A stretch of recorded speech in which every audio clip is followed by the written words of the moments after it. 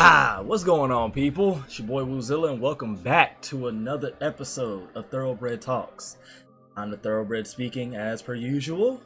Let's go ahead and jump on into this. Make sure, before we even get on to the topics I have at hand, make sure you don't copy yourself some Woozilla merch. That is spreadshop.com/Woozilla. Make sure you go copy yourself a t-shirt, mug, hat, whatever your heart may desire. Make sure you go cop that, as well as make sure you go and listen to my gaming podcast, Run Those Games, with the homie Eric, Agent, Biggie, K-Dog, and our newest member, Rambo. And make sure you listen to the Pass the Ox podcast. All the links of that and whatnot will be in the description box below. Now, you know what we talk about in this podcast, things that I know more about than the shit that I know less about. So don't expect a lot of politics ever out of this podcast. We're going to talk about some gaming action, some music that I'll be bumping, and we're going to get on to the life section where I basically try to put y'all on game about some things that I've learned or some new knowledge that I can basically pass down. Because, there's no point in me having all these gems and I'm not going to, help out my people. That's what it comes down to. So, Borderlands 3 recently had a gameplay reveal, and I gotta say the game is fire, dog. Now, if you're unfamiliar with Borderlands, the series itself is basically a looter shooter. I'm not sure if it's one of the first of its kind. I'm not that far back as far as that type of genre. I barely got dedicated to that genre during Borderlands 2 on the 360, and that was during the tail end of it. Once Destiny came out, that's when I became fully invested in the whole looter shooter genre. But aside from that, they recently had a gameplay reveal where they showed off, some of the new, I don't want to say operators, but the new characters or whatever. They still have the overabundant, I don't say overabundant, that's actually a bad way to describe it, but the abundance of ways that you can customize your character as far as skills and traits and things like that, which is one of the cornerstones of that game, aside from the immense amount of loot and weapon variants, things of that sort, which is good. The game also looks a little different as far as the art style goes. It still has the same Borderlands feel and look to it, the comic booky type stuff, but it looks a little different. It's hard for me to explain it, but if you get a chance, just look up Borderlands 3 gameplay reveal and you'll see what I'm talking about. By the way, if you're watching the live video version of this, basically what you're seeing kind of sort of, because I'm blocking most of the screen, is my recent 2K video where the squad and we basically blew out this team by 20, 25, damn near 30. Yeah, I think about 30 points, and we're running one of our newest type lineups, but that's neither here nor there. I also have another one dropping today, the day of this podcast, of which I'm recording it. It is now, holy shit, I couldn't math for it correctly. It is now May 13th, 2019. So yeah. So let's go ahead and continue on. We'll talk about Borderlands. So the game, it stays down to its roots as far as, loot, shoot, create your own character. Well, not create your own character, but basically build your own character to how you see fit. Because each character has its own 3 type of classes. I really don't know how to explain it, but you have your passive, you're more aggressive, and then you're kind of intermediate. It's hard for me to explain. I'd have to literally show you, but if you play Borderlands, you know exactly what I'm talking about. The game will easily get 100+ hours out of you if you see fit to put in such amount of time, because there's always side missions, the main quest missions, and above all else, you want to build up your character. And on top of that, you just want to get a bunch of loot. That's the main part. That's the sole purpose of the game, is just to get that loot. Give me the loot, give me the loot. So with that, Borderlands 3 is set to drop, I want to say September 17th. This was coming out in September, but don't quote me on that, but I'm pretty sure September 17th. But that's a definite cop. I'm getting that thing on PC, because damn it, I'm about to start being more serious about this whole PC gaming thing, because I ain't spent all this bread making this beautiful thing over here to not be playing games on it, just be using it for YouTube editing. Damn that. We gonna be gaming on here. Now, next topic at hand is that people it's not all people. It's just like a small, minute group of people who we don't even really acknowledge as gamers. We classify them as like the weirdos in gaming who basically give, the game community as a whole a bad name. The type of dudes, who want to see anime titties instead of real titties. Who don't like seeing female protagonist characters, but haven't spoken to a female in X amount of years. We ain't here to talk about all that though. So MK11 recently released. Actually, not even recently. It's released for a minute. I've literally given this game a little too much, but yeah, it released or whatever. It's gotten good reviews. The fatalities, the what's that thing called? The fatal blows, and I'm missing something else. Like the extra damage that you can get, like where if you kick somebody enough times, like when you do like a certain thing, like you'll see like the ribs crack or something like that. Nobody's pissed about that, which is the great thing. Nobody's mad about the over the top gore that has continued to get better and better in the Mortal Kombat series. Nobody's even getting mad about that. Apparently, what these weirdos are getting mad about is that Mortal Kombat is not showing enough titties. Let me explain. So, if you're familiar with Mortal Kombat 9, because honestly, like all the Mortal Kombats, like the most part, were decently reserved as far as like the sexual stuff in the game goes, as far as like how the women are dressed. For the most part, it was a lot just left to the imagination in theory, except for Mortal Kombat 9, because they went over the top, like legit over the top. But whatever, it's an old ass game. I said Mortal Kombat 10, Mortal Kombat 9. 10 was was cool, didn't have too much, but this one the women are more dressed like fully, and these weirdos are legit mad about it. To give you a little bit of perspective on this, in Mortal Kombat 9, and I'm not doing no spoiler alert, if you ain't played the game by now or played the story, tough titty, and I did that on purpose. Essentially most of the females died. Like in Mortal Kombat 9, most of them died. Actually, damn near all of them died. Like Katana got murdered, Jade got murdered. In Mortal Kombat X, Melina got killed. Like, most of the women in the game are dead. So, except for Sonya and Cassie Cage and Jackie Briggs. Like, they're like the only ones who are like alive, technically. So, motherfuckers is mad that there's not enough nudity in the game. Dudes is mad weird, dog. Like, y'all want to see zombie titties? Like, that's what we on now. That's what we doing? That's what's hot. Like, so when you bought Mortal Kombat, you weren't worried about the combos, the over-the-top gore, getting good at the game, none of that. You was worried about seeing zombie titties. Motherfuckers is weird, dog, but we're gonna go ahead and keep it rolling. And Mortal Kombat is actually still doing good, too, which is nice. I can't wait to see high-level play at EVO this year. I'm actually really excited to see that. Of which, I gotta catch an EVO one year. Usually I take a sip of this water so I don't get cotton mouth. Yeah, I gotta go to EVO. If you don't know what EVO is, that's basically the Super Bowl of fighting games. Like the best of the best, like will come out and basically try to get first place at EVO. Like if you get first place at EVO, like you're like a solidified god damn near at that point. Sonic Fox, he actually won like the Injustice and Mortal Kombat tournament like at the same EVO. I think he's like the reigning champ two or 3 years in a row. I don't know if he won last year. I can't remember off the top of my head. But yeah, they have like Tekken, Mortal Kombat, obviously, Street Fighter. They're gonna have Super Smash Bros. Ultimate. They're no longer doing Melee anymore because that game is like damn near 12 to 13 years old. It's time to put that game to rest and just let the community just, hold on to it. But as far as like higher level, it's all right, move on. But aside from that, yeah, so make sure you go peep that. Next on gaming news is Madden 20 is taking a bite out of the 2K My Career. If you're unfamiliar with My Career by now in 2K, I'm gonna need to go ahead and get familiar. It is 2019, and they've been doing this for damn near 10 years now.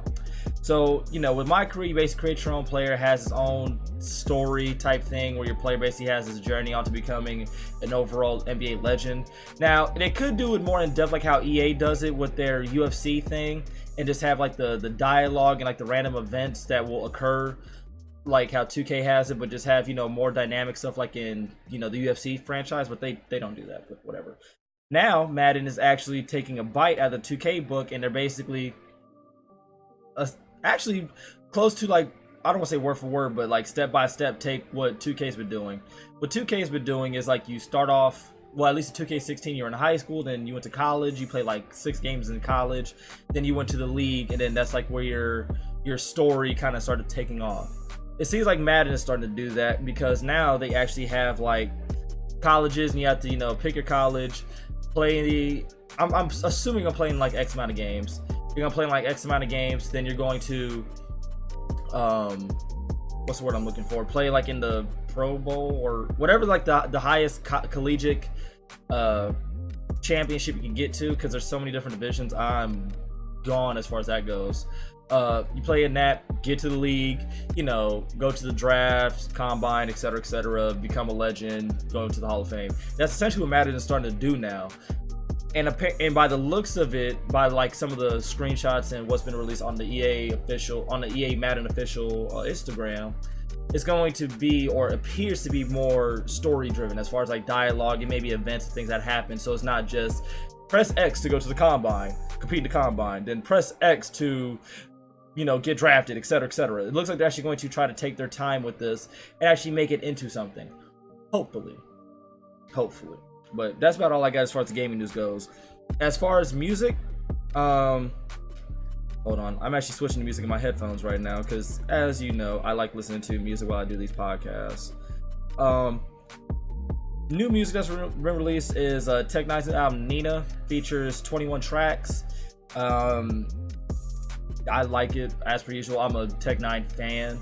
In comparison to some of his old stuff, I'd give this one a solid 8 out of 10, mostly because, you know, one thing that Tech Nine's good at is making a cohesive album as far as like pacing and whatnot goes. And on top of that, it has, you know, some of my more favorite tracks, you know, Rata, She Fell, Like I Ain't, and I think I'm missing one with him and Chris Calico. But, you know, it's good. It's a solid album. Make sure you go peep that. Anderson .Paak released a new album. Now, I'm not the hugest Anderson .Paak fan, but since I've listened to his new album, what was it, Leviathan? I don't want to misquote it. Let me go ahead and check my Spotify real quick.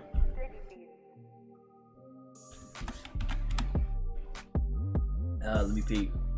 Ventura. I said Leviathan. Well, yeah, so that new album is fire.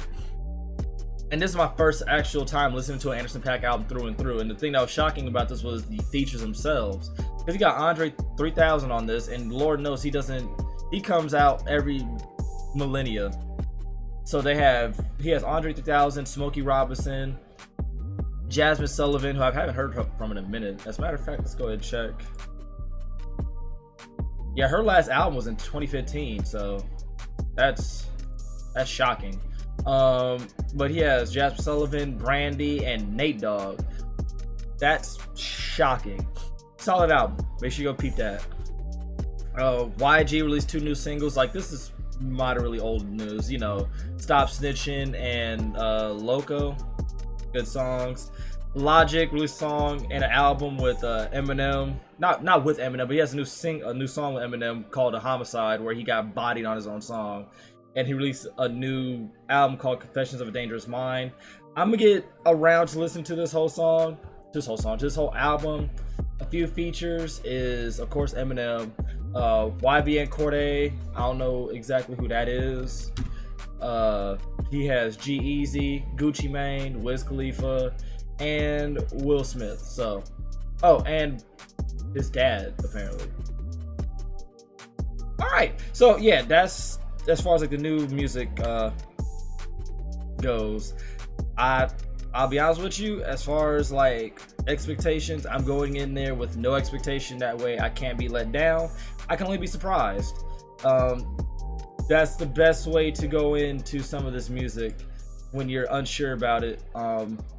Basically going with no expectation, because when you go with no expectation, you're not leaving yourself to be disappointed at all. It's easier to do that with artists that you're not looking forward to compared to an artist that you are looking forward to. It's like if Eminem, Tech, Method Man, you know, Kendrick release a project, I have an expectation because they have set an expectation as far as their music and quality goes. So if it's anything less than what I expect, I'm disappointed. So with Logic, it's a little easier for me to be impressed for the most part, because I'm not a super fan, but I do like some of his older stuff. Now, let me take one last swig of this water. We're gonna get into the life section.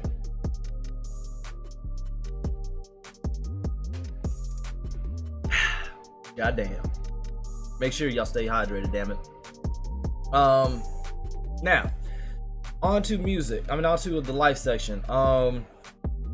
There's one thing that I have, I'm not gonna say grown to hate, because it's something I've always hated growing up, and I still deal with to this day, is what I like to call the pain competition, or the competition to pain. And what that is basically how people try to compete. Like, they'll try to compete their own struggles with yours, and it's like, dog, we are two different people, and I'm going through my own shit. Just because you might have went through more does not invalidate what I'm going through. That's annoying as shit. Like, as far as like emotions and things like that, like, you might be able to deal with more because you've been through more, but like, maybe I haven't been through as much, so the shit that I'm going through is a lot bigger in my eyes than compared to you. So instead of trying to be an asshole and be all like, oh well, I went through this, I went through that, how about you try helping me and giving me advice on how you got through some shit? But that would be the logical thing to do. Instead, you'd much rather just try to belittle what somebody is going through by saying, oh well, I got shot 9 times. Bitch, I got shot once, it hurts. Essentially, that's what I'm getting to. Like, that was a little bit more dramatic, but you get what I'm saying. Think about it like this: how many times have you, went through something or going through something, and as soon as you tell somebody, they immediately invalidate it? Oh, that's nothing. Well, I went through, like, dog, so I can't tell you about shit I'm going through if you're just going to immediately try to compare your shit to my shit. A lot of people have issues, like, not even gonna say issues doing, like, with that. They do it. And sometimes it's involuntary. And they might be trying to make you feel better in their own way by showing you that they might have went through more, so if they can do it, you can do it. But it's not what they say. It's not even how they say. It's like what they say. It's a mixture of both, honestly. And that might have came out really weird, but you got to really think about it logically, because a lot of people will just sit there and try to invalidate what the fuck you go through. For instance, my job is very manually laborious. If you've been in the live streams like that, you know exactly what I'm talking about, because I'm essentially picking up shit twice my weight. And I weigh a solid, I want to say 165, maybe like 170 with wet clothes on. Your boy light out here, but I'm out here picking up, I hate when like my music changes something I'm not trying to hear. But I'm essentially picking up shit that's like twice my weight, like fucking treadmills, what's that shit called? Like home work, not like home gym sets, like the home gyms. There we go, that's what I'm looking for. Like, I'm picking up shit like that on a regular. And say that, I tell somebody, like, I'm tired. Immediately as soon as I say I'm tired, because I'm young, I'm 24 years old, we about to hit 25 out here in these streets in the few upcoming months. It's immediately, oh, you shouldn't be tired. And this is why I hate talking to older people, because people my age, like, they understand, even a little bit older. But as soon as you get to like the super old, I don't want to say old heads, because that seems disrespectful, and I actually do fuck with my elders. But it seems like when you tell them that type of shit, it's immediately, oh, well, back in my day, fuck your day, all right? In your day, you was playing with 2 sticks. In your day, y'all thought that AIDS came from gay sex. In your days, you thought a lot of ignorant shit. We're, for the most part, have more knowledge, or at least more resources to become more knowledgeable than you did. So just because in your day you was lifting all type of shit, getting paid pennies, does not invalidate my pain or how I am feeling. That shit is highly aggravating. Oh, I used to do that shit for 8 hours. Bitch, I didn't ask you about you. I'm telling you about what the fuck I'm going through. Me. And I'm not even looking for a whole lot of sympathy. It's just a whole lot. I'd just much rather just hear, damn, that's crazy, you can push through it. Some type of motivation type shit. Because whenever the fuck you got an injury, I'm not telling you about my shit. I'm helping you. That's it. It's pretty goddamn simple. But shit like that, it becomes very, very aggravating. But think about it. If you're an athlete, y'all experience, the cramps from hell. The random cramps at the middle of the night, waking up at 2, 3 in the morning, and all of a sudden your leg says, today is the day where you go ahead and go and see Jesus. And you can't move, you busy screaming, hooting and hollering the whole 9, because your leg is essentially about to just give up on you for how you mistreated it. You'll tell somebody about that, and immediately, nah, you don't even know what a cramp is like. It's like, bitch, I watched my muscles start contorting and fucking start twitching in my leg. What are you talking about? Or for instance, or another one is like, say you went through a breakup or some shit like that. And breakups are bad because, I said breakups are bad. Wow, that was retarded. But breakups, you know, they weigh a lot on your mental and your emotional state, which can, you know, pile up on you because, you know, you feel like everything's about to just fail, especially if you gave your best or your all to that person, right? We're gonna talk about relationships in a different episode. But for instance, something like that, right? You talk about how you like broke up with somebody and, you know, you're basically going through it. Somebody who's basically being inconsiderate will immediately tell you,